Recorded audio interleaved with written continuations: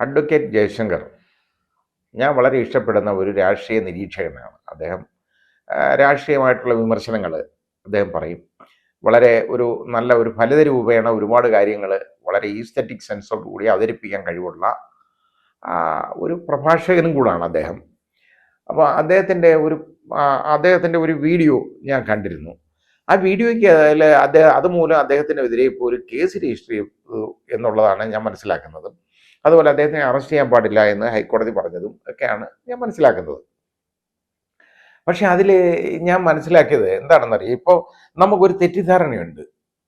അതായത് നമ്മുടെ ഈ പട്ടികജാതി വിഭാഗങ്ങളിൽ പെടുന്ന സഹോദരങ്ങൾക്ക് പ്രത്യേകിച്ച് അവരെ പട്ടികജാതിക്കാരൻ എന്ന് പറഞ്ഞു കഴിഞ്ഞാൽ അത് വർഗീയമായിട്ട് അവരെ ആക്ഷേപിക്കുന്ന രീതിയിലേക്ക്, അതായത് ആ scheduled caste and scheduled tribe prevention of atrocities act അനുസരിച്ച് ഓഫൻസ് ആകും എന്നാണ് ഈ സഹോദരങ്ങൾ പലരും ധരിച്ചു വച്ചേക്കുന്നത്.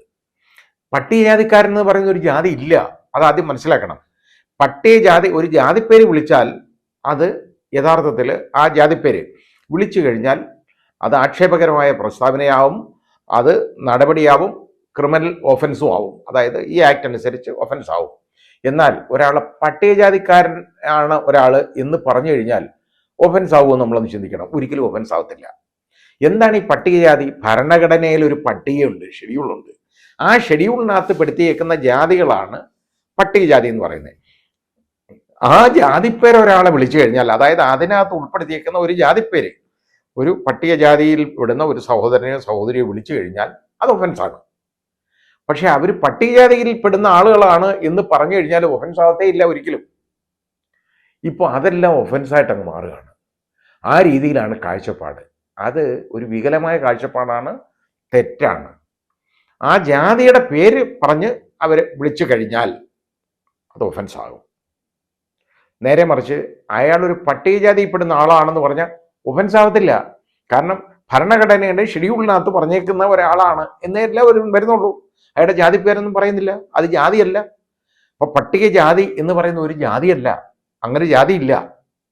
പട്ടികവർഗം എന്ന് പറയുന്നത് അതും ഒരു ജാതിയല്ല. ആ വർഗത്തിനകത്ത് പെടുന്ന ആള് ആ പട്ടികയ്ക്കകത്ത് പെടുന്ന ആളാകണം, അത്രയേ ഉള്ളൂ. അതിലെ ജാതി പേരെടുത്ത് പറഞ്ഞാൽ മാത്രമേ ഓഫൻസ് ആവൂ. അത് നോക്കുമ്പോൾ ശ്രീ ജയശങ്കർ, അഡ്വക്കേറ്റ് ജയശങ്കർ, അദ്ദേഹം എൻ്റെ സുഹൃത്താണ്, ഒരു ഒഫൻസ് കമ്മിറ്റ് ചെയ്തതായിട്ട് എനിക്ക് കാണാൻ പറ്റുന്നില്ല ഒന്നും. അപ്പോൾ ആ ഒരു കാഴ്ചപ്പാട് മാറേണ്ടതാണ്. ഏതിനും എന്തിനും ഈ കാർഡ് എടുത്ത് പ്രയോഗിക്കുന്ന ഒരു രീതി ഇപ്പോൾ ഒരു നടപടിയുണ്ട്, അത് പാടില്ലാത്തതാണ് എന്നുള്ളതേ ഉള്ളൂ. കാരണം എനിക്കൊരു അനുഭവം, അതിപ്പോൾ ആ ആൾ ജീവിച്ചിരിപ്പില്ല, അതുകൊണ്ടാണ് ഞാൻ പറയുന്നത്. പണ്ടൊരിക്കൽ ഒരാൾ ഒരു കേസുമായിട്ട് വന്ന് എന്താണെന്നറിയോ, അയാൾ ഒരു ഗവൺമെൻറ് ഉദ്യോഗസ്ഥനാണ്. ഈ പട്ടികജാതിയിൽപ്പെടുന്ന ഒരു സഹോദരൻ, അദ്ദേഹം അവിടോട്ട് ചെന്നിട്ട് വിവരാവകാശ നിയമപ്രകാരം ഏതോ ഒരു അപേക്ഷ കൊടുത്ത് ഏതോ ഒരു സാധനം കിട്ടണം. അപ്പോൾ അതിൻ്റെ ഒരു കോപ്പി എടുത്ത് ഈ പറഞ്ഞതുപോലെ വിവരാവകാശ നിയമപ്രകാരം അതിൻ്റെ കോപ്പി എടുത്ത് തന്നെ ഇത് കൊടുത്തു. ആ കോപ്പി എടുത്തപ്പോൾ എന്താ പറയുക, അത് ഒട്ടും ലെജിബിൾ അല്ല, നന്നായിട്ട് വായിക്കാൻ പറ്റിയല്ല, വളരെ കഷ്ടപ്പെട്ടേ ഇത് വായിച്ചെടുക്കാൻ പറ്റുള്ളൂ. കാരണം ആ ഡോക്യുമെൻ്റ് എത്രയും പഴയതാണ്, അതിൻ്റെ ഫോട്ടോ കോപ്പി അങ്ങനെ ഇരിക്കുള്ളൂ. അപ്പോൾ ഇയാൾ പറഞ്ഞു, ആ ഉദ്യോഗസ്ഥൻ്റെ അടുത്ത് പറഞ്ഞു, ഇതൊന്ന് വായിച്ചു തരാൻ പറഞ്ഞു. അപ്പോൾ അയാൾ പറഞ്ഞു, അത് എൻ്റെ ജോലിയല്ലെന്ന്. ഇത്രയേ പറഞ്ഞുള്ളൂ.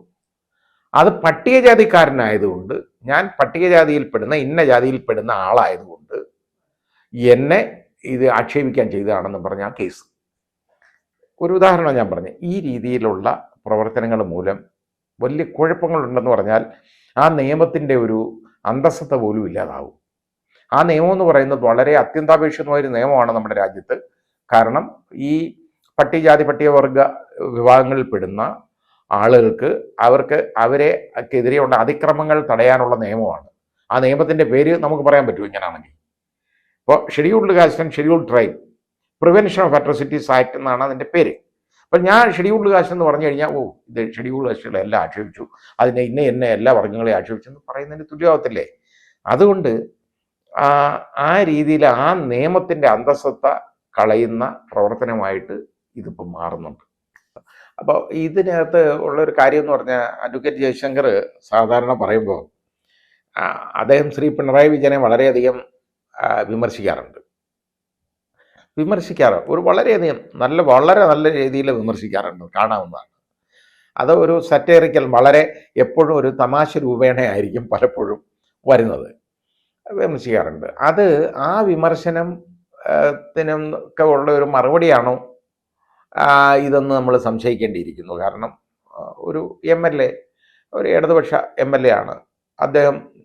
ഇതേപോലുള്ള ഒരു പരാതി ഉന്നയിച്ച് ഇദ്ദേഹത്തിനെതിരെ ഇങ്ങനൊരു കേസ് ക്രൈം രജിസ്റ്റർ ചെയ്തപ്പോൾ സംശയിക്കേണ്ടതാണ്, ആ കാര്യം സംശയിക്കേണ്ടിയിരിക്കുന്നു. അതിൽ ഒരു രാഷ്ട്രീയ പകപോക്കൽ ആണോ എന്നുള്ള ഒരു സംശയവും അതിനകത്ത് ഇല്ലാതില്ല. ഞാൻ മനസ്സിലാക്കിയിടത്തോളം ശ്രീ ജയശങ്കർ അദ്ദേഹം ഒരു ഇടതുപക്ഷക്കാരൻ തന്നെയാണ്, CPIയുടെ ഒരു സജീവ പ്രവർത്തകനും ഒക്കെ ആയിരുന്നു. ഇപ്പോൾ അത്രത്തോളം അദ്ദേഹം രാഷ്ട്രീയത്തിലുണ്ടോയെന്ന് എനിക്കറിഞ്ഞൂടാ. ഇപ്പോൾ യഥാർത്ഥ ഒരു രാഷ്ട്രീയ വിമർശകനായിട്ട് അദ്ദേഹം മാറിയിരിക്കുന്നു. അദ്ദേഹത്തിനെ പോലുള്ളവർ നമുക്ക് ഒരുപാട് ആവശ്യമുള്ളതാണ്. ഈ രാഷ്ട്രീയ പ്രസ്ഥാനങ്ങളുടെ അപജയങ്ങളും അതേപോലെ അതിൻ്റെ നല്ല വശങ്ങളുമൊക്കെ യഥാർത്ഥത്തിൽ സമൂഹത്തിൽ പ്രതിഫലിപ്പിക്കേണ്ടതും കൊണ്ടുവരേണ്ടതും ഇങ്ങനെയുള്ള ആളുകളാണ്. അപ്പോൾ അവരുടെ അഭിപ്രായങ്ങളെ ഉണ്ടല്ലോ, അവരെ അത് അടിച്ചമർത്തുന്നതിന് തുല്യമാകത്തില്ലേ ഇങ്ങനെയുള്ള രീതിയിലൊക്കെ പോകുമ്പോൾ?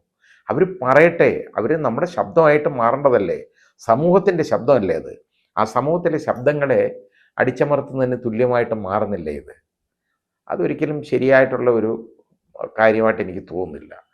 പിന്നെ ഇത് ഇപ്പോൾ എന്തായാലും കേസ് കൊടുത്തു. അപ്പോൾ യഥാർത്ഥത്തിൽ ഈ ആക്ട് അനുസരിച്ച് മുൻകൂർ ജാമ്യത്തിന് സാധാരണ അർഹതയില്ല. കാരണം മുൻകൂർ ജാമ്യം കൊടുക്കാൻ പാടില്ല, അതിനകത്ത് ഓഫൻസ് അതിനുണ്ട്. ഒരു സ്പെസിഫിക് ആയിട്ടുള്ള പ്രൊവിഷൻ തന്നെ ഉണ്ട്. അതായത് 438 CRPC, അതായത് ഇതിന് ബാധകമല്ല എന്ന് പറഞ്ഞാൽ ആൻറ്റിസിപ്പേറ്ററി ബെയിൽ എന്ന് പറയുന്ന പ്രൊവിഷൻ അതിനകത്ത് ഇല്ല, കൊടുക്കാൻ പാടില്ലെന്നുള്ളതാണ്. അത് കൊടുക്കാമെന്ന് ഒരു സാഹചര്യമേ അത് എൻ്റെ 2 ജഡ്ജ്മെൻറ്റും അതിനെ സംബന്ധിച്ചിടത്തോളം ഉണ്ട്. അതായത് ഒഫൻസ് നിൽക്കുന്നില്ല എന്നിരിക്കട്ടെ, ഒരു ഒഫൻസും ഇല്ല. ആ ഓഫൻസ് ഇല്ലെങ്കിൽ പ്രഥമ ദൃഷ്ട്യ തന്നെ ആ ഓഫൻസേ ഇല്ല, നിൽക്കത്തില്ല. അപ്പോൾ ഉദാഹരണം, ഒരു പട്ടികജാതിയിൽപ്പെട്ട ഒരു സഹോദരൻ മറ്റൊരു പട്ടികജാതിയിൽപ്പെട്ട സഹോദരനെ ഇതേപോലെ ജാതി പേര് പറഞ്ഞു വിളിച്ചെന്നിരിക്കട്ടെ, ഒഫൻസ് ആവത്തില്ല, ഒഫൻസ് ആവുകയല്ല. അപ്പം അങ്ങനെയുള്ള ഒരു കേസ് വന്നെന്നിരിക്കട്ടെ, അതിനകത്ത് മുൻകൂർ ജാമ്യം കൊടുക്കാതിരിക്കുക എന്ന് പറയുന്നതിനകത്ത് അർത്ഥമില്ല. കാരണം ഈ കേസേ ഇല്ല, ഒഫൻസ് ഇല്ല എന്ന് നമ്മൾ കണ്ടു കഴിഞ്ഞാൽ അത് ഹൈക്കോടതിക്കൊക്കെ കൊടുക്കാം എന്നൊരു കാഴ്ചപ്പാട് ഞാൻ എടുത്തിട്ടുള്ളതാണ്, മുമ്പ് ഞാൻ എടുത്തിട്ടുണ്ട്. എന്ന് പറഞ്ഞ പോലെ ഇതിനകത്ത് ഒരു ഒഫൻസ് ഇല്ലെങ്കിൽ ഹൈക്കോടതിക്ക് കൊടുക്കാം. എന്തായാലും ഹൈക്കോടതി ഇതിനകത്ത് അറസ്റ്റ് പാടില്ല എന്ന് പറഞ്ഞു. അത് വളരെ സ്വാഗതാർഹമായ ഒരു തീരുമാനമാണ്.